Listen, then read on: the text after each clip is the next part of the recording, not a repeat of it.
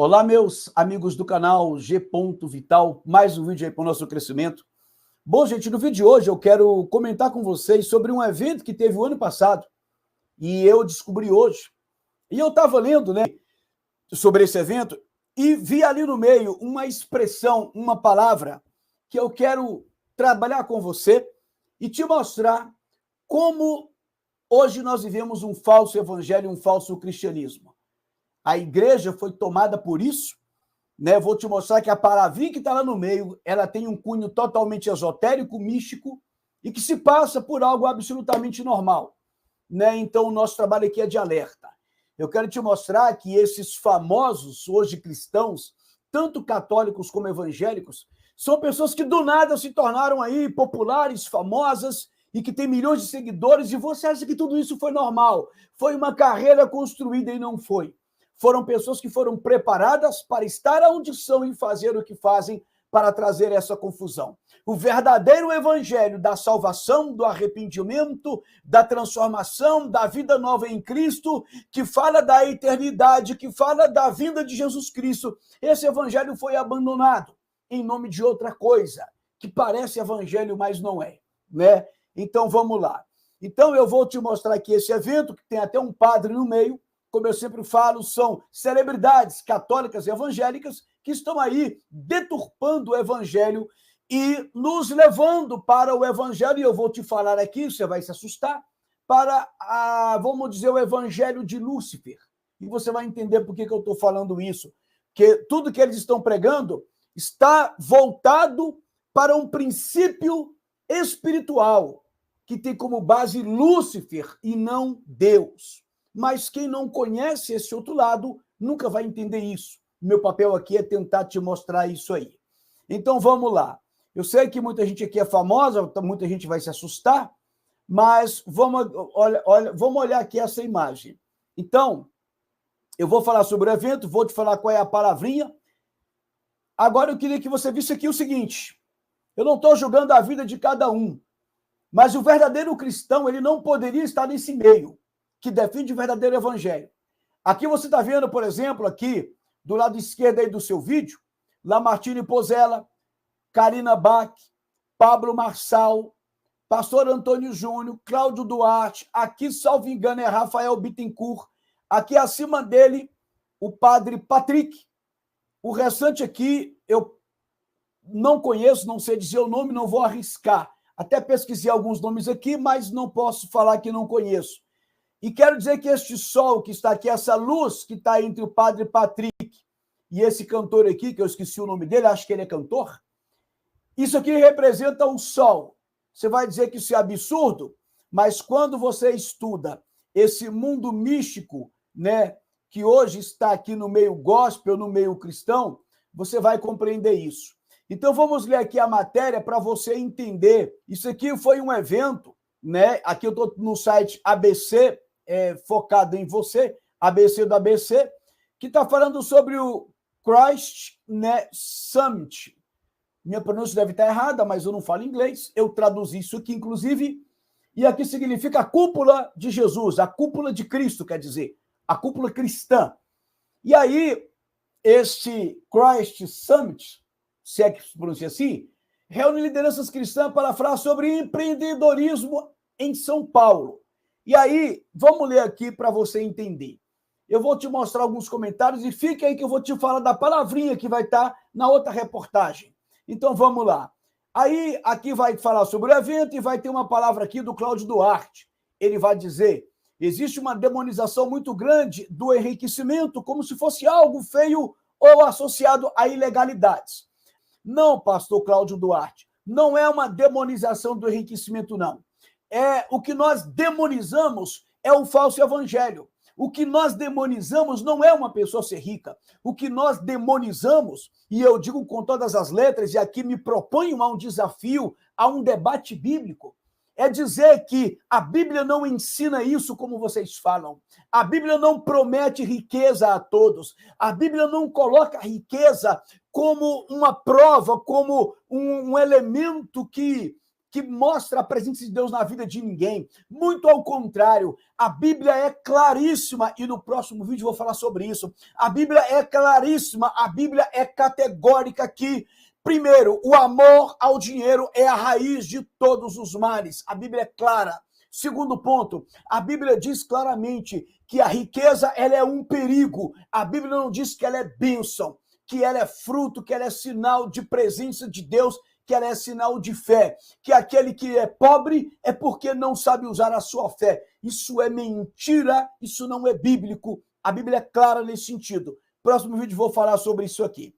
Mas vamos seguir aqui. Eu quero mostrar também agora a fala do Pablo Marçal, que vai dizer aqui o seguinte: a própria Bíblia traz diversos personagens que foram abençoados por Deus com riquezas e que souberam utilizar essa riqueza como ferramenta de transformação para o bem. Bom, senhor Pablo Marçal, de fato a Bíblia, ela apresenta sim diversos personagens que foram abençoados com riquezas, mas a Bíblia não diz que todos têm que ser ricos. A Bíblia não ensina a buscar riquezas. Não, a Bíblia não ensina isso. A Bíblia alerta que a riqueza é um perigo e vocês não falam isso. E um detalhe é que a Bíblia também apresenta muitas pessoas que foram pobres e abençoadas, que foram pobres e servos de Deus. Muito pelo contrário, os apóstolos de Cristo, eles foram, exceto João, todos foram assassinados pelo Império Romano. E aí eu pergunto, faltou fé? Quando Pedro não tinha dinheiro para pagar um imposto, faltou fé na vida do apóstolo Pedro? Não. É porque esses homens, eles não foram ensinados e nem treinados para serem ricos. Inclusive, eu quero dizer que a maioria dessas pessoas que são treinadas e ensinadas a serem ricas, elas não vão ficar ricas. Na verdade, quem fica rico é quem treina. Quem fica rico são os coaches. Quem fica rico são os pastores que prometem riquezas. Eu sou um pastor e estou falando isso com muita propriedade. Estou falando do meio que eu vivo. E, no entanto, eu não ensino isso, porque a Bíblia não ensina isso. Mas vamos seguir aqui com o lado esotérico, místico desses tais pastores. Eu quero só mostrar para você e os convidados aqui, né, para esse debate. Aí, olha aqui, pastor Antônio Júnior, depois eles vão até dizer que Karina Bach e Antônio Júnior, eles se cancelaram a participação por causa de um escândalo que teve aí. Vou falar para você daqui a pouco. Então, quem são os participantes? Pastor Antônio Júnior, pastor Cláudio Duarte, Pablo Marçal, Cacá Diniz, Kaiser, Paulo Machado, Karina Bach, João Klepp, Euséias Gomes, Lamartine Pozella, Isis Rei, André Fernandes, Elisângela Gomes e Padre Patrick. E aqui a banda, né, do Ministério Atitude, cantor gospel, Anderson Freire, também participa em tal.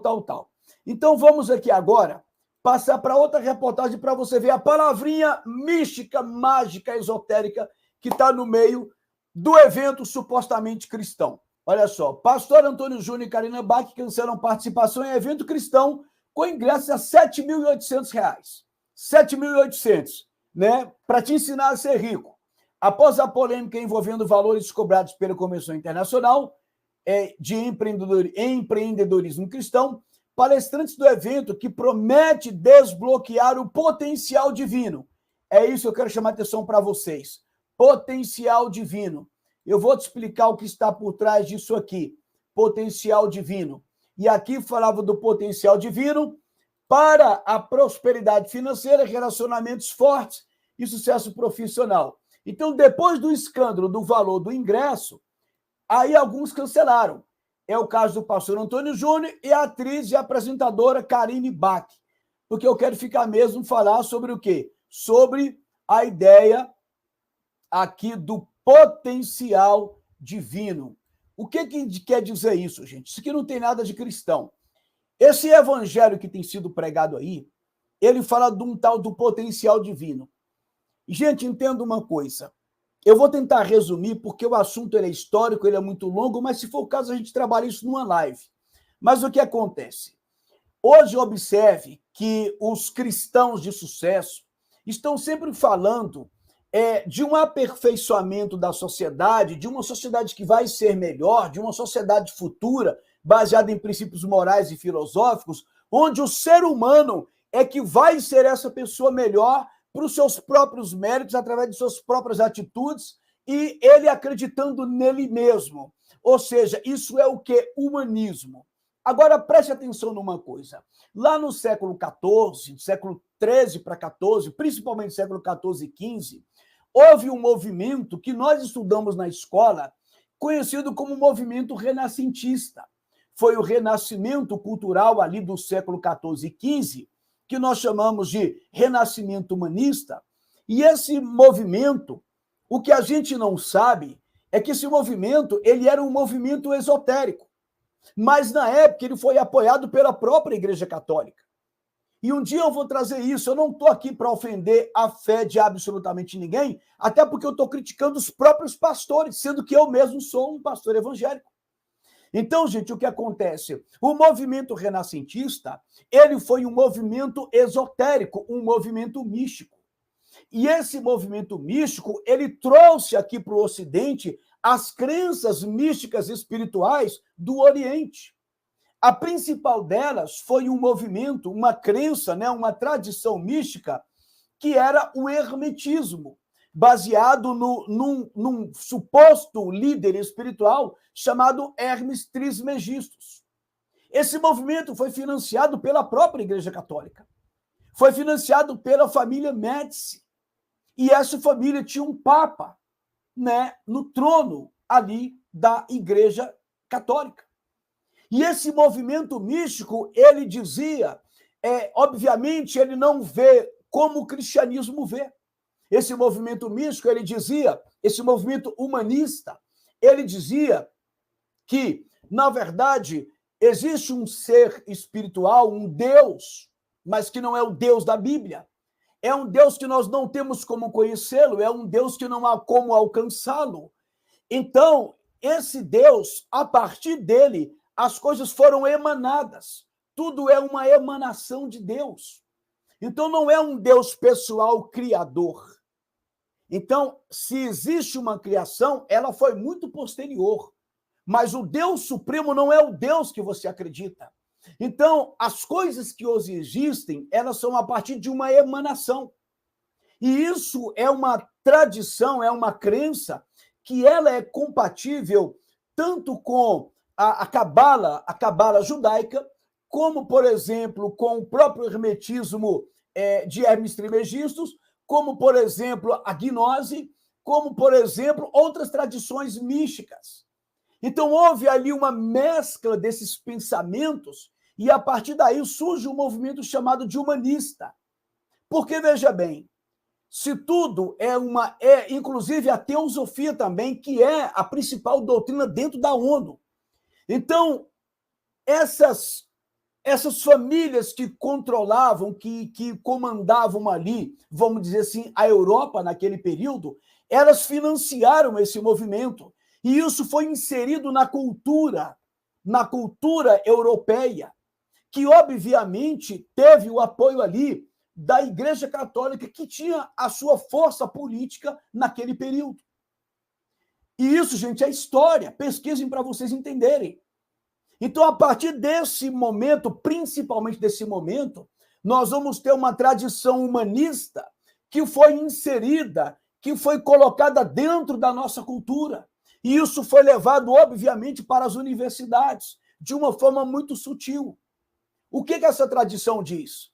Que o ser humano, obviamente, ele é uma emanação da própria divindade. Eles não vão falar de um Deus pessoal, criador, que interage com a sua criatura. Eles vão falar de uma divindade que dela emanou, todas as coisas. Então, se nós somos uma emanação de Deus, é como se fosse uma extensão do próprio Deus. É diferente de criatura e criador. É diferente, criatura e criador é diferente de um Deus que dele emanou, que dele surgiu, que dele sai. Entendeu? Que a partir desta emanação é como se Deus estivesse se derramando, como uma luz do sol que emite raios. E aí você não tem como separar o que é raio solar do próprio sol, compreende isso? Então, eles entendem que nós somos uma espécie de emanação, é como se fôssemos raios de luzes desse próprio Deus. Então, eles dizem que dentro de nós há uma centelha divina. Então, há um potencial divino no ser humano. E o que eles estão fazendo de uma forma muito sutil é despertando este potencial divino no ser humano. Então, isso foi meio que adaptado ao cristianismo, que foi adaptado, foi dado uma roupagem cristã para esse movimento esotérico, de forma que houve um sincretismo. Então, nós vamos ter aí diversas tradições esotéricas, místicas, e o próprio cristianismo, todos falando a mesma coisa, só que com linguagens diferentes. Então, o que acontece? Essa tradição ela vai dizer que nós temos uma centelha divina dentro de nós, então há um potencial divino, todos nós somos uma espécie de mini-deuses, como se fosse mais ou menos isso, somos uma espécie de miniatura da divindade, então, mas tudo é uma coisa só, porque se é uma emanação, não são coisas separadas, não existe criador e criatura. É como se você quisesse separar raio solar do próprio sol. Não, eles dizem, olha, o raio solar, ele é algo que sai do próprio sol. Ele é algo que emana do próprio sol. Então, é como se dissesse, são a mesma coisa, só que em manifestações diferentes. Uma coisa é o próprio sol, outra coisa é a manifestação do raio solar. Então, nós somos uma manifestação do divino. Nós estamos juntos, uma coisa só no universo. Aí vem a ideia do uno, vem a ideia do holismo. Tudo é holístico hoje, porque tudo é um. Então, nós somos uma partícula do divino.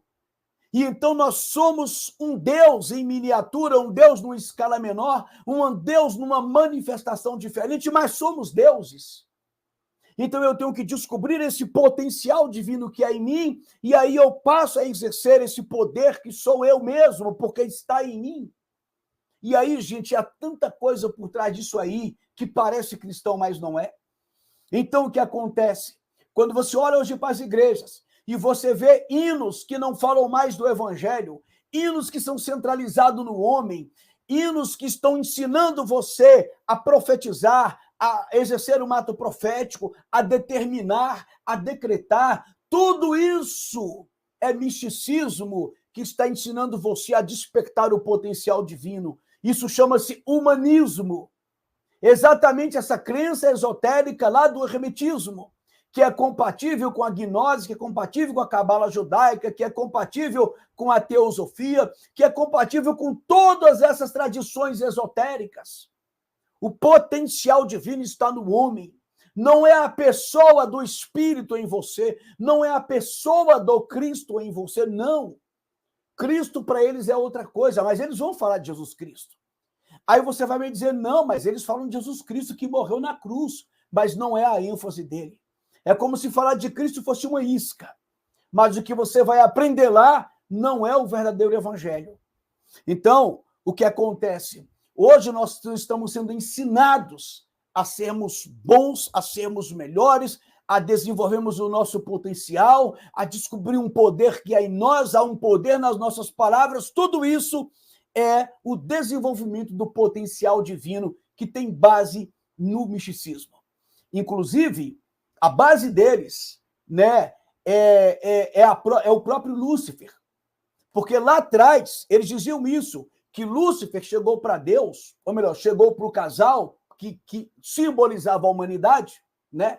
Lúcifer chegou e disse o seguinte, coma do fruto, porque você será como Deus, conhecendo, ou seja, conhecimento, ciência, gnose, é a palavra em grego.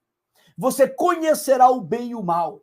Ou seja, Lúcifer prometeu, você será como Deus. Você vai aprender, você vai desenvolver o seu potencial divino.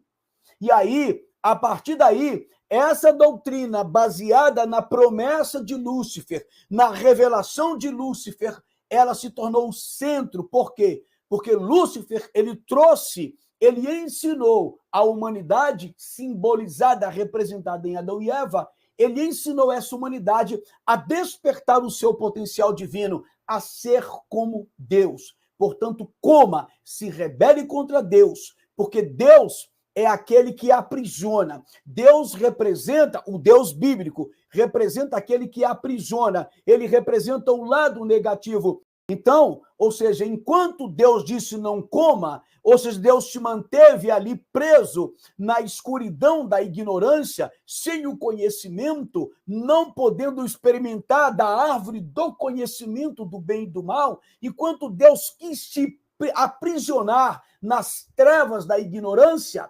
Lúcifer, ele trouxe a luz do conhecimento. Lúcifer é o que? O portador da luz. A partir daí, Lúcifer, simbolizado na serpente, ele passou a ser o representante da luz, do conhecimento, da libertação. O conhecimento que liberta veio de quem? De Lúcifer, simbolizado na serpente. Por isso que o potencial divino, a divindade humana, ela vem sempre simbolizada numa serpente, na Kundalini, como os místicos falam. Ou seja, a energia interior, o potencial interior, a própria força da sexualidade.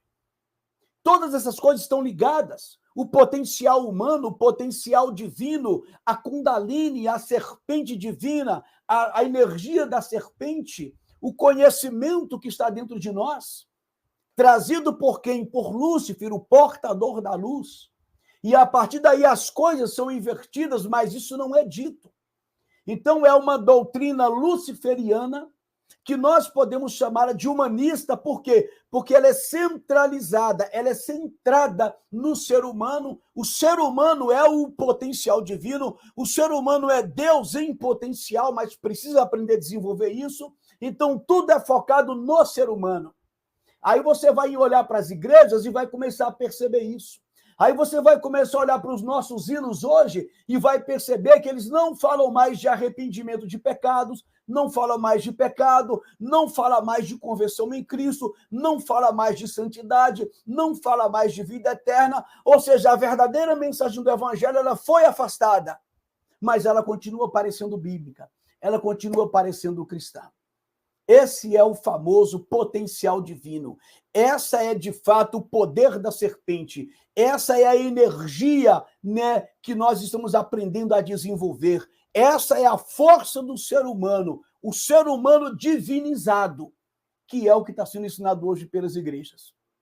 Eu espero que esse vídeo te ajude, né? Não estou aqui querendo dizer que todo mundo, todo cristão pensa isso, mas a grande maioria das nossas igrejas hoje, elas pregam isso e muitas pessoas defendem isso sem sequer saber da origem. Então, que esse vídeo seja útil e que Deus abençoe a todos.